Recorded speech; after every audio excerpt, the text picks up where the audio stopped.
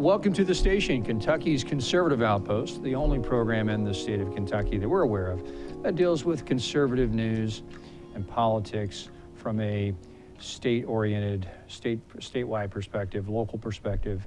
And we're a firm believer that, politics in this country are coming back to the states. Our federal government is dysfunctional. We can't agree on how to run the government. And so when you have that sort of dynamic, the best way to do it is to kind of devolve power back to the states. And so that's happening. But what's not happening is we don't have good media to cover what's going on in our states.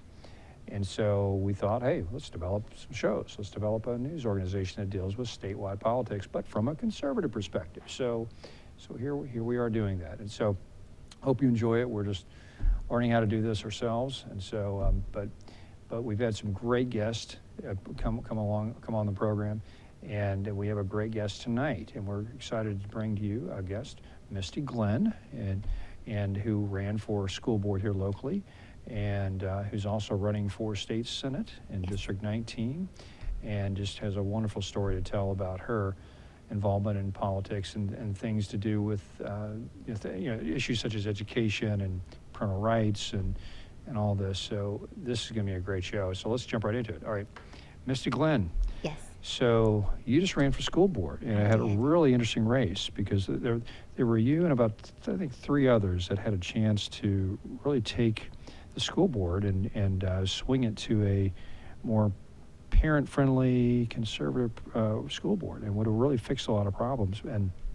But it didn't come to fruition, and not because of the quality of the candidates. We had some of the best candidates that I've seen and run for school board, and including yourself.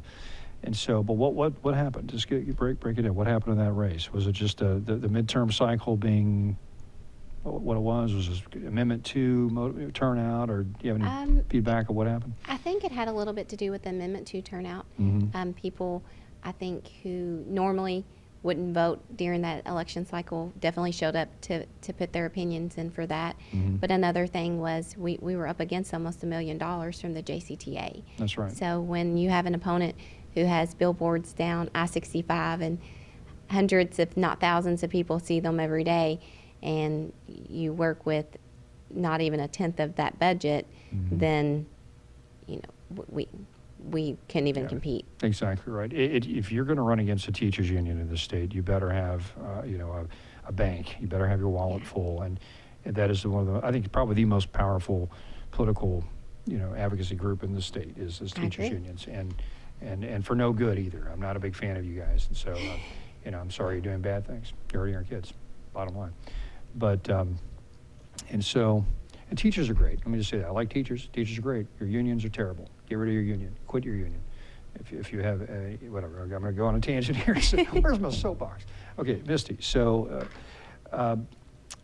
you're of course a mother and you have a family and so what motivated you to run for school board, and what is happening right now that made you pay attention to school issues, education issues? I think COVID brought a lot of these issues to the table.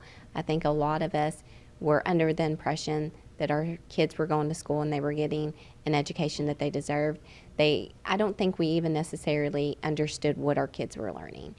Once the pandemic happened and we started NTI, started to hear a lot of parents talk about the shock factor of what their child was learning, or the shock factor of their child was not having teacher instruction. It was, here, watch this YouTube video and do this worksheet or answer these questions. What's NTI? What is NTI? Non-traditional instruction. Oh, okay, so in other words, sitting at home watching YouTube, or Zoom, doing Zoom class, right? If you were lucky enough to have a Zoom class. Oh, that's right. A lot of students were given a YouTube link and a worksheet and told to do it on their own time, and a lot of times that was all they did the entire day. How long did that go on? Like 2 years? About 2 years. 2 years. So we basically took 2 years out of the educational, life of a child and just squandered it with this NTI COVID lockdown stuff.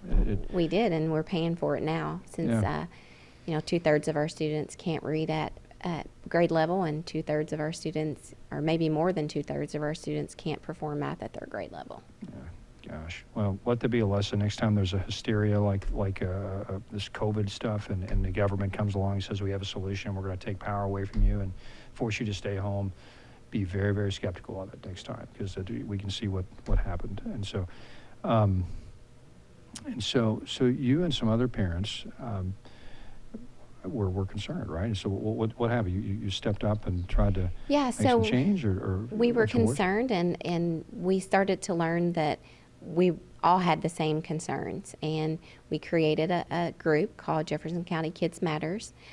It came from Kentucky Kids Matters.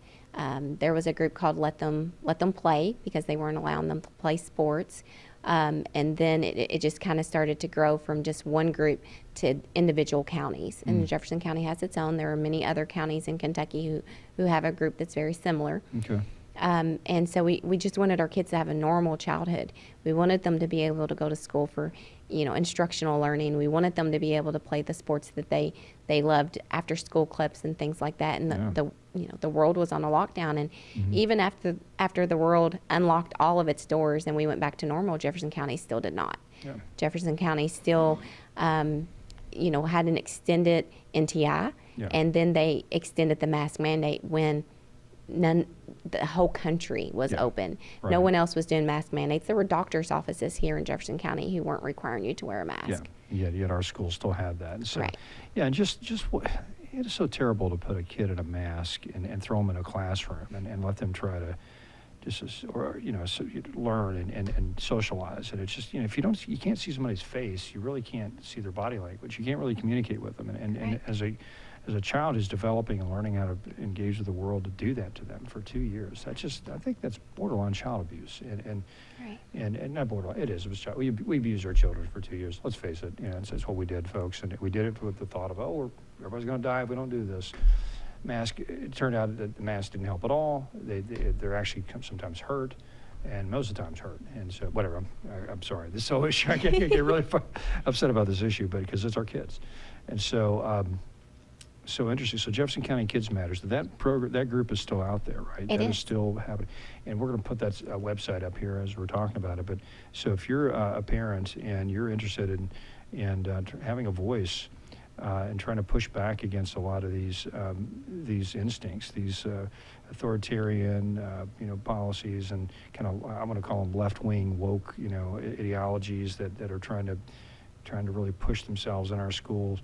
Everything from the LGBT agenda to, the CRT, critical race theory agendas, and all these things that are just parental rights, because these days the state, the teachers unions, they think your kids are their kids. They think it's their kids. They don't want you to have the rights that a parent should have, because they somehow think it's their kids. And so, it's. So if you think differently, then you need to rally and let your voice be heard. And this is a great group to be a part of. So Jefferson County Kids Matters, go to the Facebook page and follow what's going on. So you were a part of that, and you decided to run for school board. I did. And then you and I think 4 others. What was the Three other other people. 3 others. Okay, right. And what were their names again? Charlie Bell. Right. And there was Steve Ullum. Yeah. And Greg Puchetti. Okay, Greg Puchetti. Right. Great folks. Okay, and so. But you have an interesting story beyond that. You had an issue with your son years ago that prompted you to get involved in these sort of issues. Tell us about that. So I can talk about it these days without crying. So you got a bonus today. Good deal. But Alex was a second grader at a JCPS school. Had been at JCPS since he was 3. He was in the early childhood development program. That year, when he went into second grade, the principal changed, and he was severely bullied. My child ended up with a concussion. He was stabbed with a pencil over and over and over. He was kicked so hard that it broke the vein in his leg and restructured the way the blood flowed. I did what every parent would do. I got upset. I went to the school. I spoke to the teacher, and I thought that was going to be the end of it. It wasn't. That same day, another incident happened. I went back to school, and I spoke to the counselor. I was assured that was the end of it. It wasn't. Went back, and I spoke to the principal. was assured, we're going to get to the bottom of this. And the only thing that they did during this time was separate the desks. The child was still in the same classroom.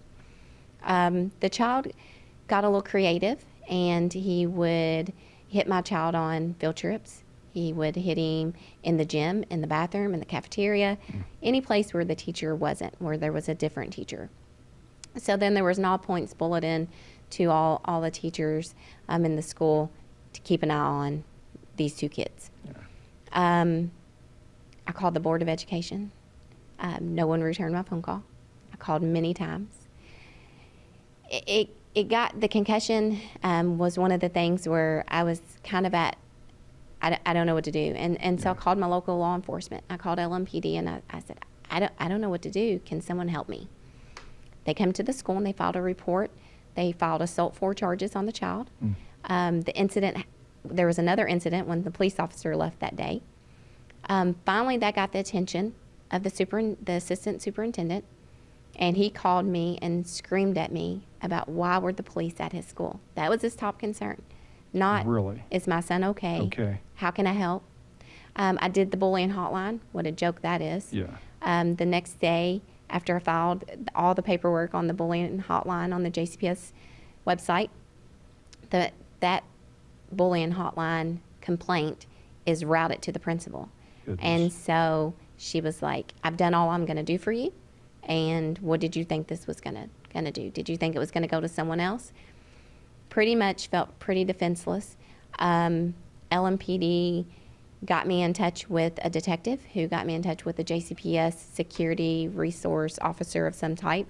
And we sat down with a mediator that was supposed to be an outside mediator who worked for JCPS, who asked my son if he thought he could try harder to be the kid's friend, and maybe the kid wouldn't react this way to him. Okay, so it's your kid's fault. Yeah, right. Victim shaming is why a lot of our kids don't come forward. Yeah. My child felt that everyone let him down. Every adult that he thought he could trust let him down, and I was not going to be one of those adults. I was threatened by the school. I was told I wasn't allowed in the school because I was upset and voiced my frustration. I finally went to Frankfurt, and I knocked on a lot of doors, and I spoke to a lot of people, and I finally met Kevin Bratcher. And I sat down and I talked to Kevin about what had happened, and we created a bill called Alex's Law, which is House Bill 190. It passed unanimously in the House committee, but died at the Senate level. My son was 7 years old and wanted to die. He told me he wanted to kill himself because he could not handle continuing going to school and being abused and then being victim shamed, being blamed, being told that maybe he was in the wrong place at the wrong time. And then to have the school system rally around themselves to try to protect themselves from a parent who's trying to address a legitimate concern. Did they have any concern for your child at all when you were, I mean, did they express any sort of, oh, this is terrible, we need to try to address this? Or is it just, we just got to not let this rock the boat and rock the, No, of course they didn't want to take the blame. Yeah. You know, so they're not going to tie themselves to have done anything wrong. And finally, the principal was very upset one day, and she said, well, what do you want me to do? And I said, well, switch their classrooms. That's Maybe right, if they're not in the same classroom, I mean, you won't suspend him, you won't give him detention. She said, okay, I'll do it. And I was like, finally. That seems so simple. Well, yeah, right.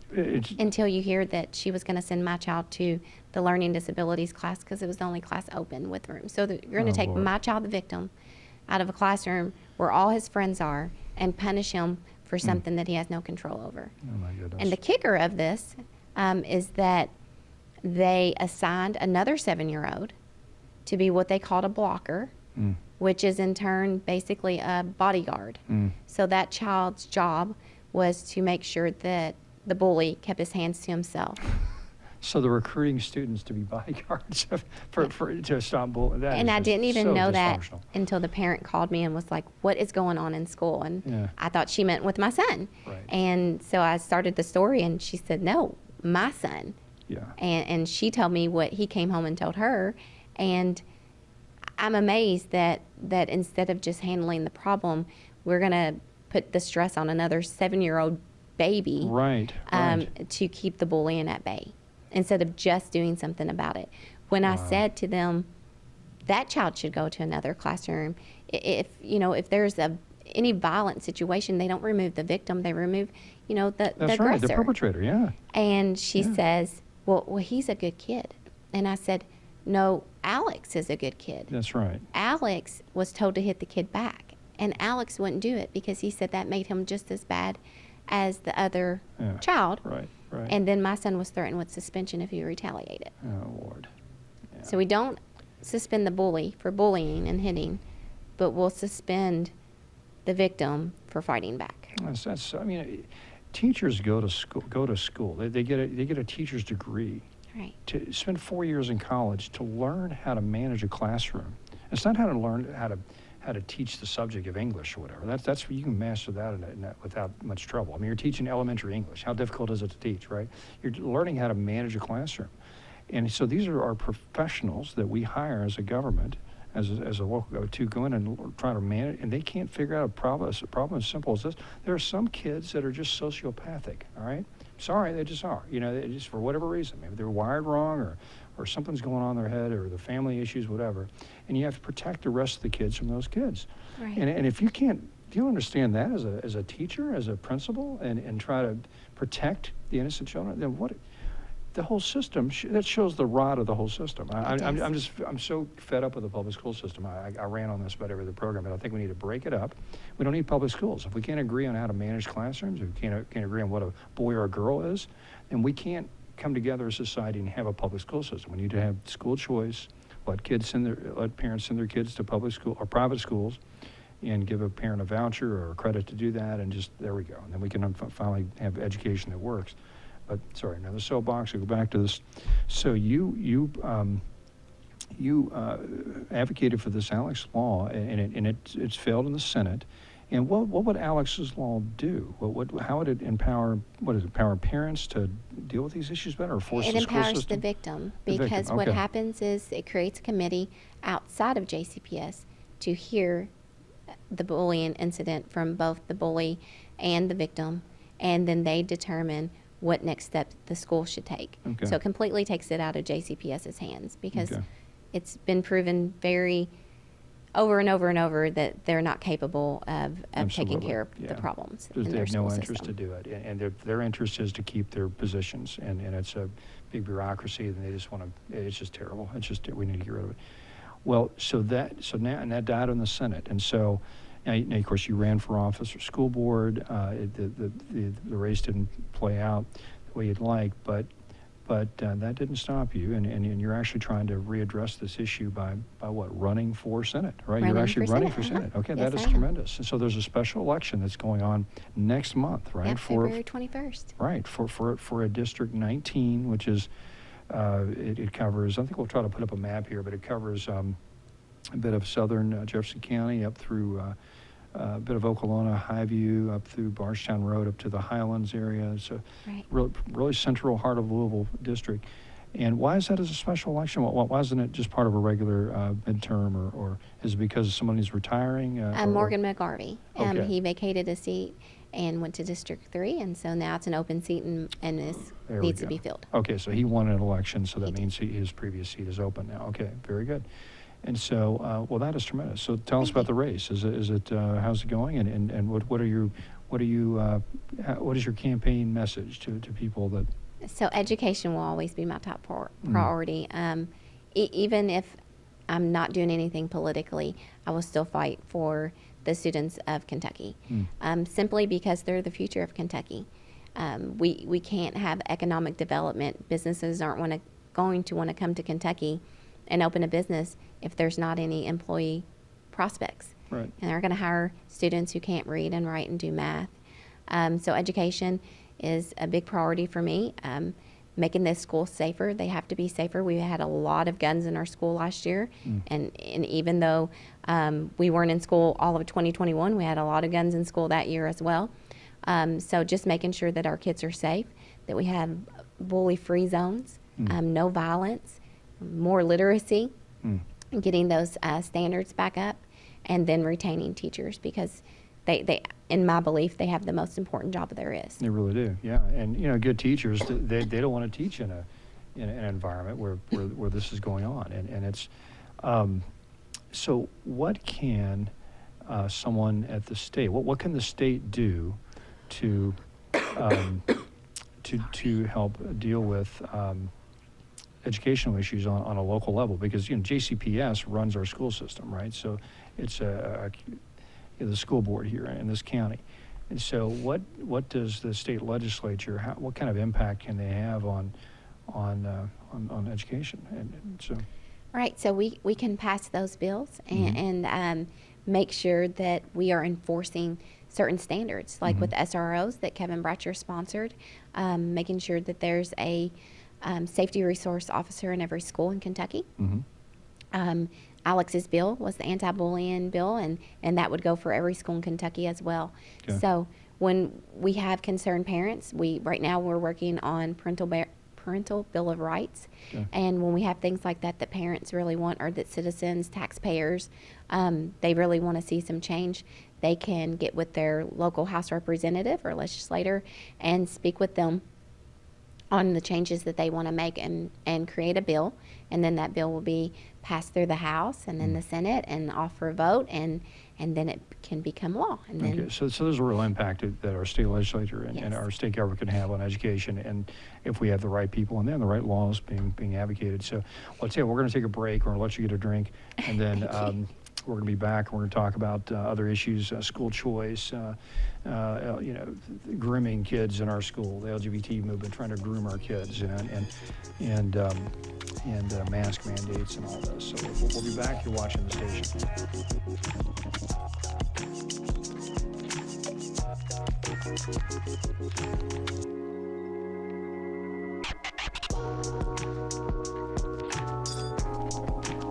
Welcome back to the station, Kentucky's Conservative Podcast. We've got a great show tonight, and we were talking to Misty Glen, who is a candidate for State Senate, District 19. The election is on the February what? February 21st. February 21st, and it's just for that district. It's just for one race. So if you want to really make a difference in Kentucky politics and education, and if you live in that district, which is basically pieces of Okolona, Highview, all the way up Bardstown Road, all the way into the Highlands. So if you want to make a difference, you can make a difference. Because not a lot of people are going to probably come out and vote for that election, because it's a special election. It's not part of the midterms or the regular election cycle. So it's going to be probably a really small turnout. So your vote's probably going to be amplified if you do show up and vote, because it's just a great moment to try to put in a great candidate. So. So we're talking education. Misty, of course, you ran for school board, and you were motivated to get involved in politics because of issues related to your child's education and how JCPS was just mishandling things, and so there's some serious issues that need to be addressed on so many different fronts in our school systems. And so, well, let's talk about what's really in the news nationally. It's this agenda, this ideology, this movement to try to bring this worldview, and in lack of a better term, this woke worldview. Woke is just kind of an umbrella term for all these things, such as the LGBT agenda, for example, and or whatever it is now, LGBT plus the alphabet mafia. That agenda, and grooming your kids basically to become something different, or to confuse their minds about who they are, they're a boy or a girl, and asking them what pronoun do they want to use, bringing up these really complex, human sexuality issues up in schools that to young people. Why do that? It's just, what is the point of this? Other than there's an agenda and you're trying to groom our kids, and it's exactly what they're. So that issue, you got the critical race theory of trying to, teach our kids that, America's a terrible place. We're racist. The whole 1619 project, and quite opposite. I think America's probably the least racist country in the world. Barack Obama would never become president of Japan. All right, he wouldn't. And we deal with multi-ethnic, multiracial issues in this country better than any country in the world, period. I challenge anybody to show me otherwise. And 'cause this is the great melting pot. If we look at everybody as individuals, like Martin Luther King said, then we have a great country. We can look at everybody by groups, like the new left wants to do, the identity politics crowd wants to do. Then suddenly we're all a bunch of tribes and we fight each other, and that's exactly what's happening in our schools. We're teaching our kids to look at everybody by their race, by their identity, by their special group that they can identify with, as opposed to individuals. And so that issue, there's so many more, but those are the two big issues that are the COVID mandates, the mask and the vaccine mandates and all this stuff. Women's sports. Where are the feminists fighting for women's sports these days? I mean, what happened to feminism? If Evan, say hi, Evan. Hello, I'm on the show too. Yeah, Evan's on the show too. Young 18-year-old young man. And I'm identify as a man because I was born as a man, and I'm going to be a man. So period. So if we can decide to be women all of a sudden because we just choose to be, then are women even special? Is there something special about a woman? So why do feminists even have an argument? It's like, you need to protect women. Well, hey, I can become a woman, so it just devalues womanhood. And so it's whatever. That's a whole. I'm soapboxing now. So, Misty. We've got these issues we need to deal with, and we're dealing with them nationally, but there's a lot of stuff going on locally that we're not even aware of. Our school system is adopting these sort of ideas and trying to groom our kids, and they're starting to absorb these woke ideas, and we're dealing with it. So tell me what's going on. Your group, Jefferson County's Kids Matter, is on the forefront of challenging this stuff, and you as a candidate are ready to take that on. But tell us what's going on in Jefferson County schools, for example, with some of these issues, like the LGBT issues. So I know that we've had plenty of parents speak out about some of the graphic nature of some of the novels in schools. That is a process that parents must go through. It takes about 8 months to even have a book removed from the library. Okay. I know that this group asked the board if, leave the book. Can you put a rating system on it? If you send home a permission slip for my child to watch The Patriot because of the violence and the rating on it, then why not send a permission slip home for me when my child wants to check out a book that has these obscene images in them. Or explicit material, yeah. And they won't budge. They won't budge. They believe what they believe. Parents have very little rights in JCPS when it comes to our children. And so, like right now, there's a book that's become very prominent because it's very controversial, called Genderqueer, right? Right. And it is a book that many schools are putting into their libraries. And just so that's one thing, just to have it in the library where a kid can check out, that's bad enough. But beyond that, they're actually bringing it into the classroom and assigning it as reading to in a lot of schools. And so I think that book has some presence in JCPS right now, right? It does. It does. It does. Okay. And if you and I think you've read it, and so you know unfortunately how exactly right. And I've seen clips of it, and it is basically an explicit, sexualized. Drama it's really a sad thing, because I've heard the storyline is about a child that was really mistreated as a and then they have all these confusing sexuality issues that are and then they act it out. And it's actually acted out and very graphically. A comic book. Yeah, like a comic book. Yeah, and so if that's not just messing with kids' heads on a real deep level, it's called grooming for a reason, folks. You're basically encouraging these kids to dwell on these things and to confuse their thoughts, and that's grooming at the heart of it. And so that's happening in our schools in Jefferson County. I don't know that it's been brought into the classroom, but it is on many of the bookshelves in our Jefferson County public schools. Yeah, that's ridiculous. You can actually go online on the JCPS. I think it's Library Guide or Lib Guide or something to that effect, and it'll tell you, or it's supposed to tell you, which schools are in. Now, we did do an open records request We asked the school point blank if it was at their school, and they said no.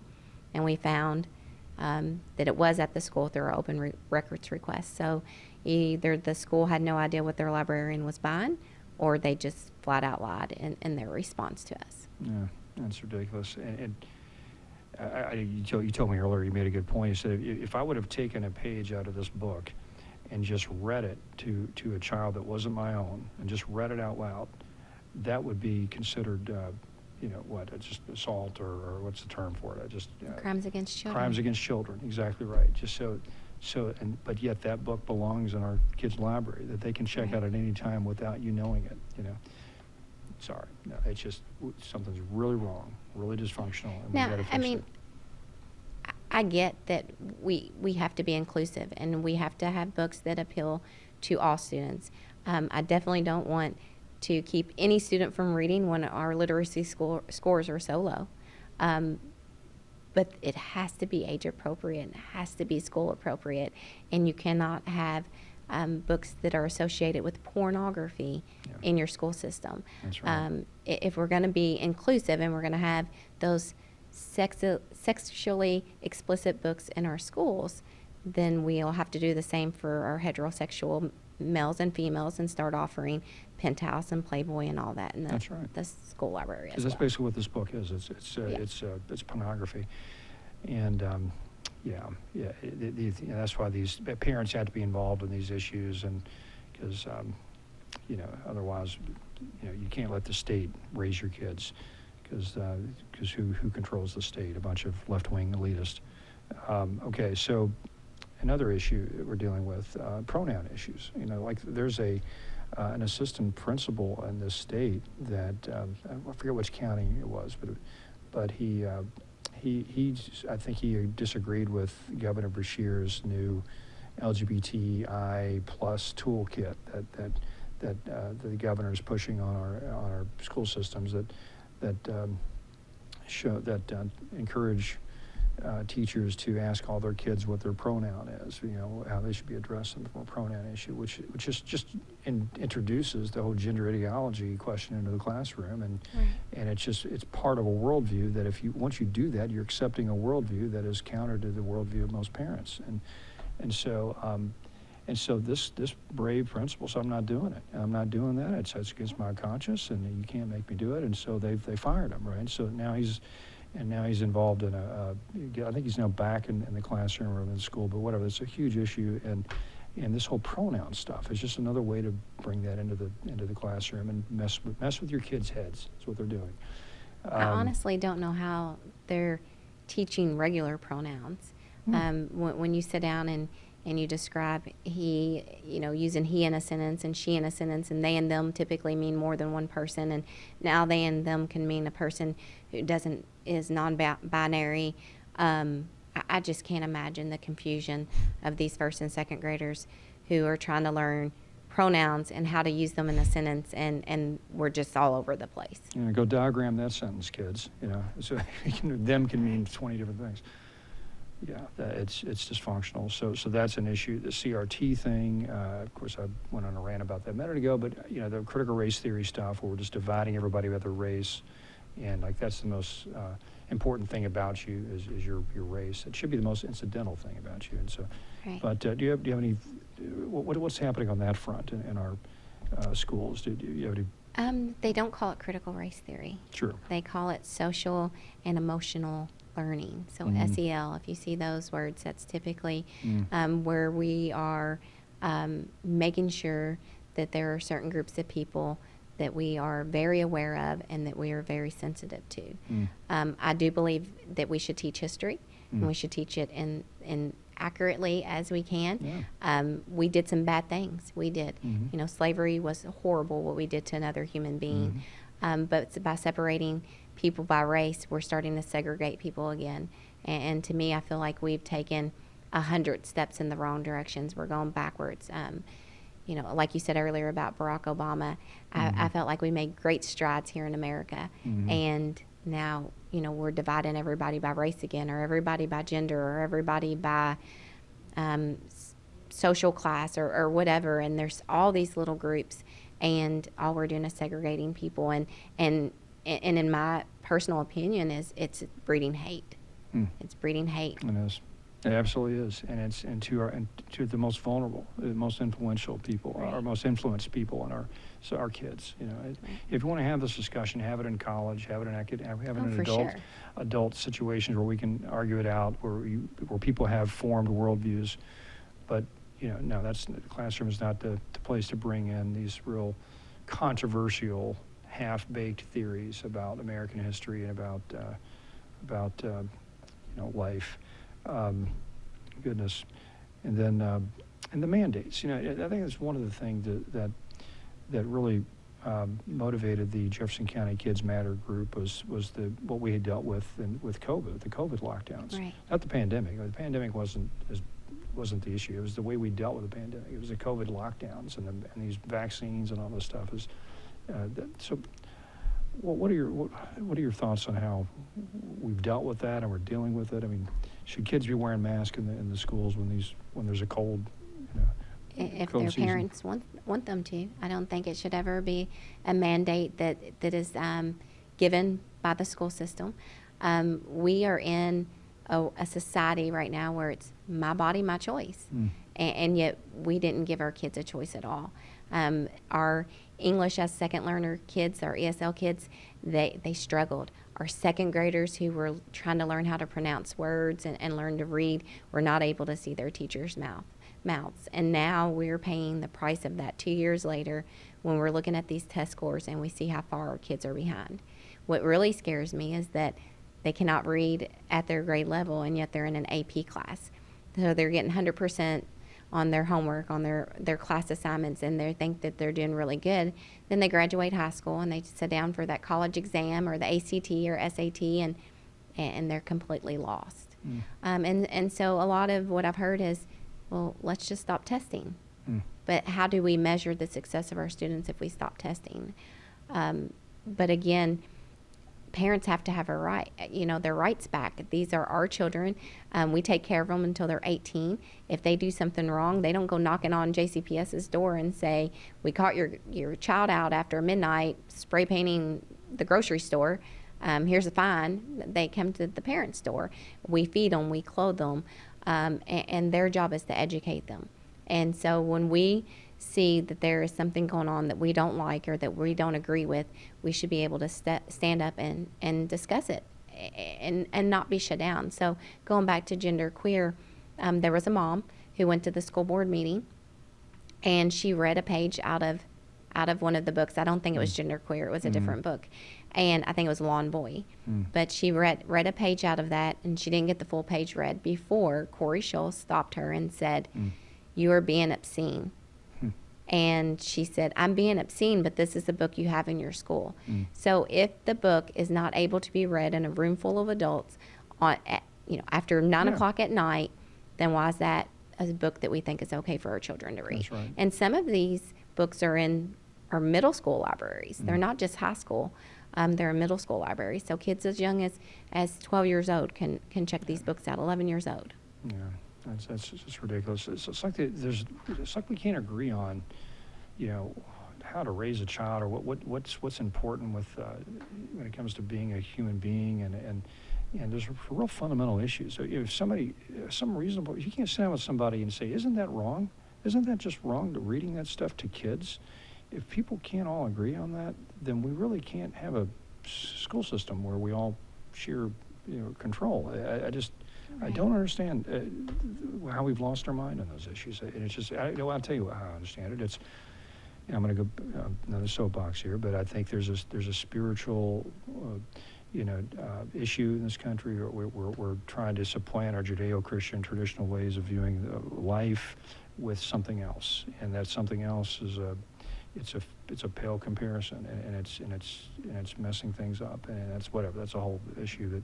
Right. Well, we're not developing free thinkers any longer, or critical thinkers. We're telling kids how we want them to think, and then we are posing mandates and creating, like you said, situations where it's about control. Right. It's about control and who can you control. Right. I mean, children aren't going to stand up for themselves most cases, and mask mandates. And we've learned the vaccine doesn't work. I think we're on the 1,000 booster, Right.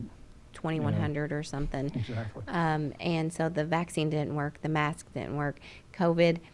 What happened to herd immunity? I remember when I was a young girl, we had chickenpox parties because if you caught it, then you were good. And I understand that people are dying, but children are not dying from COVID. That's right.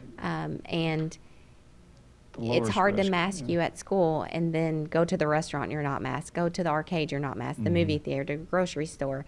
And so you're bound to catch it somewhere. And I mean, I still see people wearing masks in their car. Yeah, And it's a cult. Sorry, so if you're wearing a mask still at this point, you're part of a cult. So you need to break away from it. Okay, well, yeah, and what was it? So you're running for state senate, and Yes. and Lord, we hope you win. And another key issue that I think would fix education is giving parents school choice. And so what's your opinion on school choice? If you don't know what that means as a viewer, it means basically giving parents some sort of tax credit or a voucher or something that they can use to send their kids to a private school. If they want to choose to take them out of a public school, they can, and then they have the funds and the means to be able to send them to a private school that may share their values more than a public school. So what are your thoughts on that approach? So I'm I'm pro-choice, obviously, when it comes to school systems. I have often in the other interviews mentioned that JCPS is a monopoly, and there's no competition. And when there's no competition, there's no desire to be any better than what you are, because this is all you got. Yeah. If people don't have the financial means to send their child to a private school, then it's JCPS, or people are fleeing the county. Yeah. They're going to Spencer County, Bullitt County, Oldham County, to leave the system. Hey, you're not joking. Just specifically because of the school system. Right. I have friends that have said that. It's like, the school system is crazy. I'm going to Taylorsville. That's right. Yeah, my daughter moved to Bardstown. Hadn't even gotten pregnant yet, and moved to Bardstown because of the school system. Because of the school system, right. Yeah. And so when there's no competition, there's no desire to do any better. Charter schools and voucher programs would create that competition. And so I mentioned to a group of people I talked to earlier, I said, if you were going to go have surgery and your surgeon was only a third of his surgeries were successful, wouldn't you find another surgeon? And if you couldn't find another surgeon, because he's the only surgeon in the world that performs that surgery, then what do? You don't have the surgery, but we don't have the option of not sending our kids to school. That's right. And once they get a certain level, it's kind of hard to homeschool them if you're not a teacher yourself. And so I definitely support that. I think that JCPS would then have to start listening to its parents. It would have to start focusing on the important things, the basics like reading, writing, math, science, social studies. And then they'd have to get their act together, because people would leave. And when you leave a business, it goes out of business. That's right. And we just don't have that right now. And today I learned that JCPS has joined a lawsuit against the funding for charter schools. So they're going to fight that every step of the way, because why would you want the competition? That's right. They're a you get monopoly. all the money. That's right. Yeah. And it's really crazy to me that they have a budget of about $19,000 a year, maybe a little more than that, per student at JCPS. They have a budget that is larger than our entire city government. And they do one of the worst jobs in the country. Right. It is one of the worst systems in the country. Yeah. From a results standpoint. Yeah. Yeah. So you taxpayers pay the $19,000 per student, which is definitely close to what a Trinity tuition. 14, 15. So 14, like, 15,000. There we go. And so you're paying way more for JCPS in the long run, Right. than private school, but we're not graduating our students with the same degree that Evan here will get. Yeah, and it's terrible. Paying more for a subpar, education. And so, yeah, school choice, if we can just, that's a great solution to our problems. Lord, let that happen. I think it's being tied up right now in a Supreme Court case. And 'cause I think the legislature has already voted on a few laws to make that happen. I think that they just, Right. is that The right? Supreme Court just struck it down they did? at the end of the last year. Okay, that's right. And they ruled it inconstitutional, and I believe that it had to do with the taking state money and using it on religious Got type it. schools. Religious schools, okay, wow, yeah. So I have to word it in a way to get it to pass that unconstitutional stage and get approved. Yeah, but you can get state funds to go to Bellarmine, so I don't understand that, Bellarmine's Right. Catholic college, so just, there's hypocrisy there. Well, that's going to happen. That's just a natural solution to this problem, and parents are starting to want that. And so, well, that's tremendous. Well, Misty, we're over time, but we could talk more because these are just great issues, and Yeah. we're just glad you're a champion Thank you. of these causes. And so, District 19, the race is February 21st. 21st. Okay, and you can vote anywhere in that district. No, they're actually finalizing. They just brought it back to the State Board of Elections. Okay. There's only going to be four sites that four you can sites vote at. to I vote. think one's Okay. downtown, one's on the outer loop. I think there's one in the Highlands, and I don't remember where the fourth Okay. one is. But they're still finalizing those locations. All right. There will be absentee voting, Okay. so people will be able to vote early if they need to. Okay, good. All right. Well, tell your friends and family if you live in that area. Let's vote for Misty Glen for state senate. So, Thank you. all right. Well, you watch the station, and Evan, thanks for being on the show again. Thanks. Evan's not getting to say a lot because I'm just like hogging it. I'm sorry, but next show you're going to talk more. All right. You're watching the station, Kentucky's conservative outpost. Thanks for watching, and Misty, thanks for being on the show. Thank you for having me. Thank you. All right. Bye.